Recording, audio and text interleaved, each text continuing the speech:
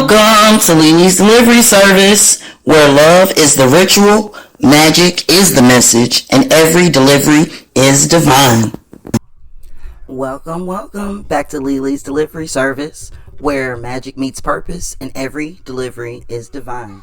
I'm Lily, your cosmic carrier of soul wisdom, sacred stories, and spiritual tools.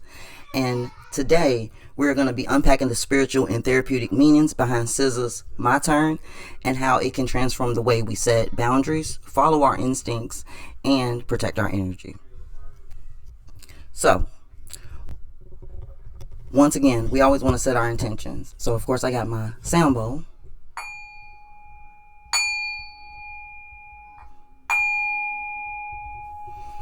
And today I want to set the intention that we look a little deeper, ask a little bit more questions about ourselves in the way we approach dating and the way we approach conversations with other people and the way we let people treat us. So, why is SZA's song more than a song? Because on the surface, My Turn is finally about taking your place in the spotlight. But spiritually, it's an initiation moment, a rite of passage into the next version of yourself. It's the moment you stop asking permission and start claiming your birthright. For example, in the first chorus of the song, the lyrics read, "I don't care about what you've seen in me. You not what you pretend to be. I regret giving you my last man. I should have let you crash out. Can't believe you're blaming me. Stuck by your side, thin, thick, yeah. Even when you was just some side, yeah. Put you first even before all my, yeah. Life ain't fair, but still, I'm digging you, baby." So, lyrically, SZA navigates themes of emotional boundaries, calling back your power, and authenticity. Can't say my words today, right? Because I'm trying to get it all out. However, when she says it's my turn, it's it's an energetic declaration, right?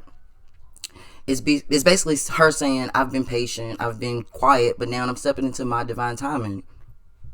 Which is kind of why I wanted to do a deep dive of the song, because it goes through different levels. It's a quick storytelling without it being long and drawn out. There's a introduction, there's a middle, there's a climax, and then there's a resolution. So, obviously, when I look at it through a therapy lens, I gotta scoot over because my light's messing me up. When I look at it from a therapy lens, and I'm reading my notes, so if I'm looking away, that's the only reason. But boundaries are the bridge in therapy. We teach our clients that boundaries are the bridge between self-esteem and self-preservation. There's a therapy modality called cognitive behavioral therapy, which is CBT, and healthy boundaries shape the framework in the relationships, and boundaries help us define what's okay and what's not okay for people to do to us.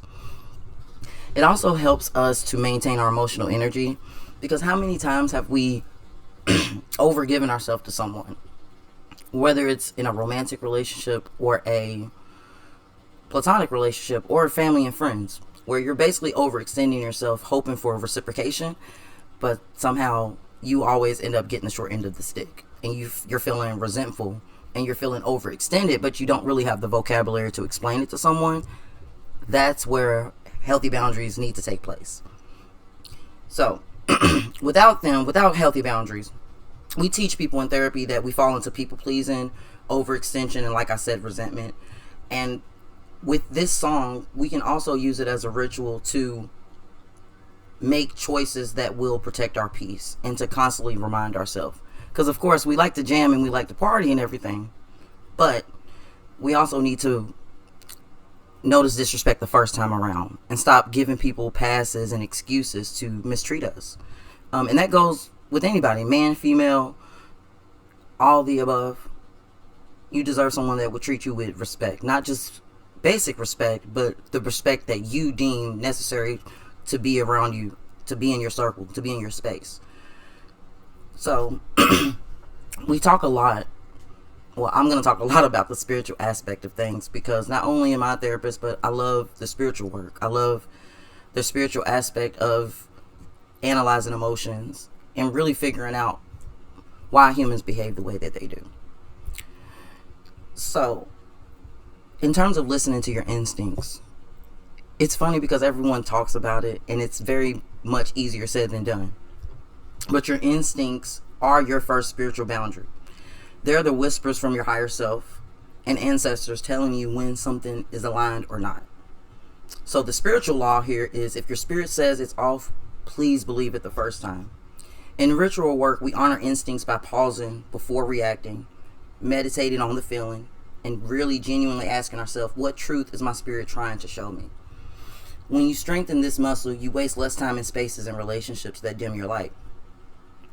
So, and continuing analyzing and deep dive in the song, my next segment is about recognizing disrespect the first time, which I literally just said. But after going from the chorus to the second verse, it actually says, I tried to call again. Pick me up when you see me. I don't care about no new bitches. I'm on my way by again. Hit me up when you wake up. I don't care if you're busy. Oh, I let you do me like a dummy. Had me looking like mama raised me on my bummy. Oh no, I'll focus on nothing but this money.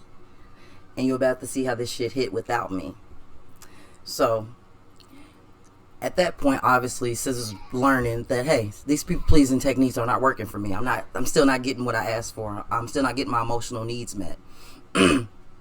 So, in recognizing disrespect the first time, even though clearly in the song it's taken her a few times to learn this, that's okay. As long as you learn the lesson after, whether it's after a few times, whether it's after the first time, give yourself some grace. Because as soon as you recognize it, just learn to act on it. Sometimes we do lie to ourselves and try to give these people another chance. But at least do the 3-strike rule.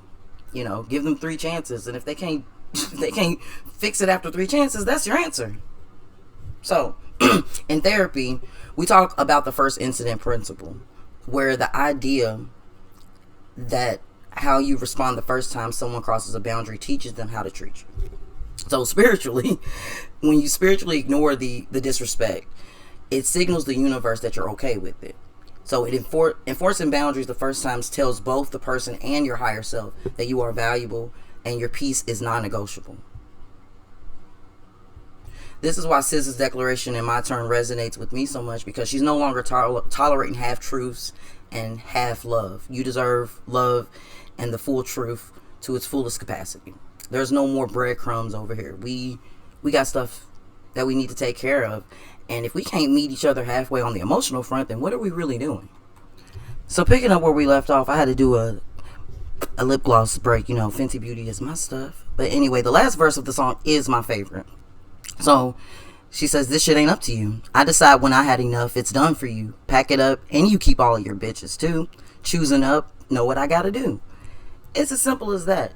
She recognized that this person wasn't the person that she needed in her life. She recognized that she has the power to choose up at any time. She has the power to cut it off and stop playing the game whenever she chooses to. So, in order to allow this song to resonate and allow positive changes in our life, we really need to put a forefront on setting emotional boundaries with people. And that means all people. Not just your boyfriend, your girlfriend, but your mama, your daddy, your sisters, your brothers, your cousins, your friends, your co-workers, and even strangers. Because if you're not going to let a stranger walk up to you and smack you, then why are you letting your mama walk up to you and smack you? I'm not saying go full baddies on her, but what I'm saying is that maybe there needs to be a further conversation. Maybe you need to have inside help, family therapists. Maybe you need other interventions. But either way, you deserve to be treated with respect from everybody, especially if they're going to be in your space. So, if you're a meditation girl like me, a spiritual girl like me, you can always light a candle to center yourself in order to realign your boundaries. Write down your 5 top non-negotiables, meaning in your emotional space, your psychological space, your physical space. If you're not going to allow someone to grab you any type of way or raise their voice at you a certain way, make sure you stick to those boundaries and you hold yourself accountable too if you let them slip. So, pouring into yourself is a big thing as well. A lot of us are not taught how to utilize self-care before we need it, and especially in times when we're really stressed and overwhelmed and overextended. A lot of times self-care can look selfish, but being selfish with yourself, especially if it's going to improve your mental health, is not a bad thing. That is not something you should be running away from. So we need to talk about shame and guilt as well. There's no reason you should feel shame or guilt to pour back into yourself. Meaning, if you've been waiting to go to that restaurant or to see that movie and you've just been waiting for someone to go with you, take yourself. Stop waiting on other people to do the things that you want to do. You're worth spending time with. Your company is amazing. So why not? And you never know. You might meet someone else out and about when you're just by yourself. So also, feed your mind with things that elevate your spirit. I know a lot of times we like to watch a lot of escapism TV and we like to just shut our mind off. But there's some things that will fill you up. Like with me, I love ASMR. Of course, I love reading any type of book like that's Zane, Nori, or Eric Jerome Dickey. Even my educational books like The Blood of Emmett Till. Like there's so many things that you can do and feed your mind that will elevate and increase your self-esteem as well. And also move your body. Oh my gosh, I cannot tell you how many times clients will come into the therapy office and complain about like stiffness, not only emotionally but physically. And then when we utilize different exercise routines, yoga, freaking Pilates, cardio, stretching, weightlifting, you can literally release all types of trauma. Your body will literally open up. Your heart will open up. Sometimes you might even cry. Like sometimes I do yoga at home by myself, and sometimes I just hit a stretch and the floodgates open, and it's a release. And sometimes it's a release that you need. It's not always a bad thing to cry either. You need to let some of those things go. Hence why a lot of women live a lot longer than men. Clock it. And also rest without apology. I love my mama to death, but I know a lot of people, especially in the black households, got frowned upon if they took a nap, especially in the middle of the day. It was looked down upon. It was like, oh my gosh, you got something to do. Even if it's the summer and you don't got nothing to do, you should be looking for something to do. Overworking is outdated. Take that 30-minute nap. If your bills is paid, your kids is taken care of, laundry's done, whatever. And even the laundry's not done, it can wait. Take that nap, because if you're not at full capacity, then you can't provide anything for anybody else, and that includes your household. So, going on, as far as music for inspiration and self-esteem, we know plenty of examples. Oh my gosh, Aretha Franklin's Respect, Lizzo's Juice. I mean, I got a couple of different ones here. I need to listen to Sia's Unstoppable, and then Haley Steinfeld's Love Myself. Like there's plenty of songs out here that's about choosing yourself, loving yourself without an apology. But we need to start recognizing these tools and these Easter eggs as ways that we can improve ourselves and how we can continue to motivate ourselves to choose better and to love ourselves more. So in the comments, I do want you to share one boundary that you're committed to honoring from now on. Your declaration could inspire someone else to claim that it's finally their turn. And I want you to know it's your turn as well. So, in closing, in spiritual reflection, I want you to remember that boundaries are not walls. They're doors that you control. My turn is it's not just a song. It's a spiritual decree. I choose me. I trust my instincts and I honor my worth. So if this message speaks to your spirit, subscribe, like, and share. Because of course, all engagement is good engagement, and I hope that this video resonates and reaches someone who needs it. And join me next time for a deep dive on interracial bias, how we tend to, as Black people, go harder on ourselves and the people in our community versus the real problem out there and the real enemy.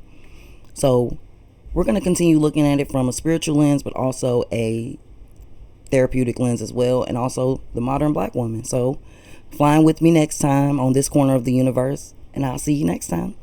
Bye. Love you all.